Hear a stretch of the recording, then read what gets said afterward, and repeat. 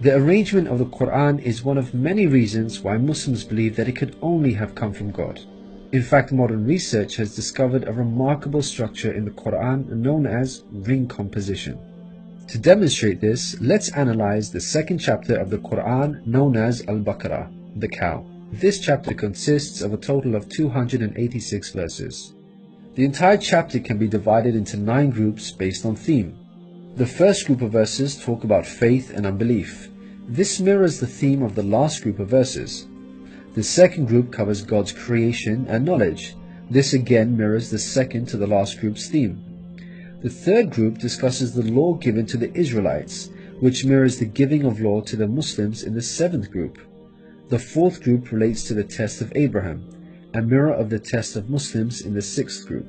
The middle group, the 5th group, is the central theme of the entire chapter, the change in direction of the Muslim prayer. We have made you believers a middle nation, so that you may bear witness to the truth before others. We only made the direction the one you used to face in order to distinguish those who follow the messenger from those who turn on their heels. This turning point was the change in direction of the daily prayers from Jerusalem to Mecca, which represented a big test for the believers. We find the mention of this important turning point in exactly the middle of the chapter, the 143rd verse. Moreover, this verse even contains the word middle. Together these 9 groups form a giant ring composition. As you can see, ring composition is structured as a sort of circle, with the central meaning placed at the center. You can think of it in terms of a mirror. So ring composition is the equivalent of putting a mirror in the middle. What is mentioned in the first half will be reflected in the second half. Things can be taken a step further. If we examine these 9 groups, we find that they each contain sub-ring compositions. So what we have is rings within rings. For example, here is the 8th group with the theme of God's creation and knowledge. We can see that the beginning and the end both have the themes of giving and charity, and the central theme of God's power and knowledge is placed in the middle. Things can be taken further still. This sub-ring contains yet another ring within itself. This is the 255th verse known as Ayat al-Kursi, the verse of the throne. Just like the chapter which contains it, the verse of the throne can be divided into 9 groups based on theme. The first and 9th parts each mention God's personal names. The 2nd and 8th parts both state that God never tires. The 3rd and 7th parts describe that God owns everything in the heavens and the earth.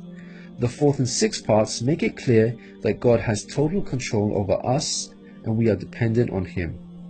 Notice that the middle of this verse mentions before and after, which could be yet another allusion to the mirroring of ring composition. It's worth highlighting that not only does the verse of the throne contain its own ring composition, but it is also positioned as a sub-ring within 2 larger rings, a concentric ring composition. We can see that this chapter of the Quran is marvelously designed, being precisely and tightly arranged according to the principles of ring composition. This precision in arrangement is in fact astonishing when we consider the timing of the revelation of these verses. To appreciate this, let's consider the analogy of building construction. Imagine you had the task of building a house. Rather than waiting until you receive all of the materials and then drawing up a carefully thought out design plan, you instead decide to proceed without complete knowledge of the constituent parts, constructing it piecemeal, adding to it bit by bit as and when you receive the individual materials.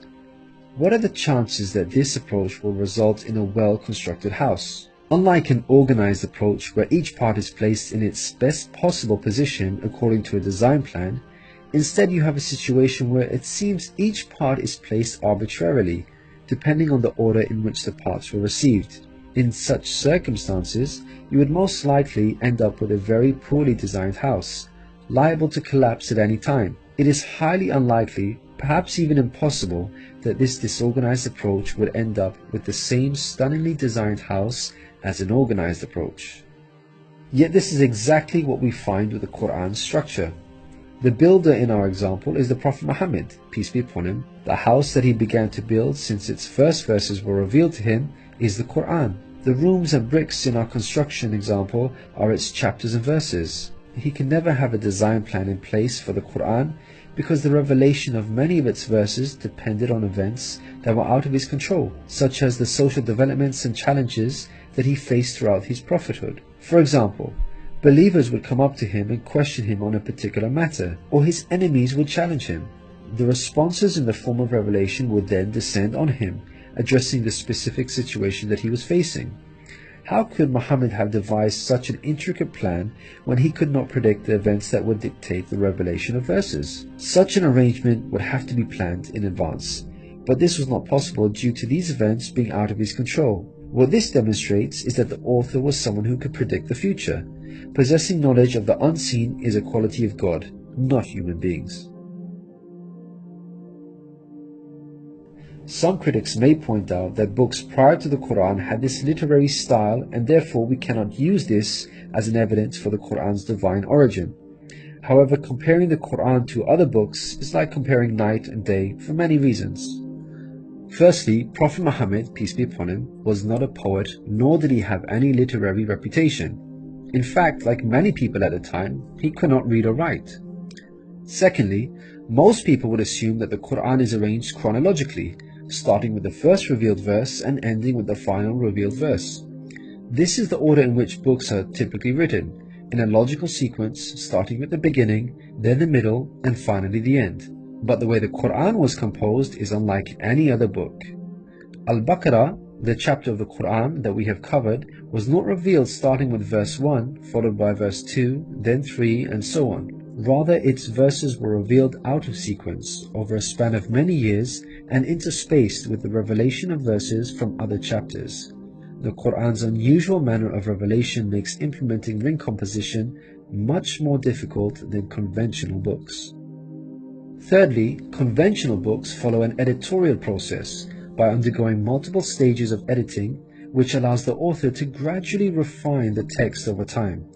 However, the Quran did not undergo an editorial process. Prophet Muhammad, peace be upon him, would place the verses in their positions as soon as they were revealed to him. With each new verse, he would not go off and review what had been previously revealed to see where he can position them in order to maintain a ring structure. Rather, spontaneous revelation was immediately followed by the placement of the verse, its position fixed. When we look at the history of the Quran's compilation, there is not a single instance of a verse being moved around in order to make it fit a ring composition. Fourthly, achieving ring composition in conventional books is much more feasible as the author has complete control over the content, allowing them to plan their structure ahead of time. As we've already seen with the Quran, its content was circumstantial as it was tied to events that were out of the control of the Prophet Muhammad, peace be upon him, and therefore he could not plan a structure ahead of time. Fifthly, the Quran was first revealed as an oral recitation, not in written format. With written books, you can easily plan a structure because you can quickly and conveniently refer back to what you have written previously. But with a recited text like the Quran, the Prophet Muhammad, peace be upon him, would have had to rely on his memory in order to recall what was previously revealed, a much greater challenge. In light of all these difficult circumstances, wouldn't you expect the Quran's structure to be jumbled? What we find against all odds, however, is that the Quran contains a remarkably sophisticated structure. The circumstances of the Quran's revelation, together with its precision and harmony, represent a compelling argument for its divine origin. Your companion is neither astray nor being misled, nor does he say anything of his own desire. It is no less than inspiration sent down to him. He was taught by one mighty in power.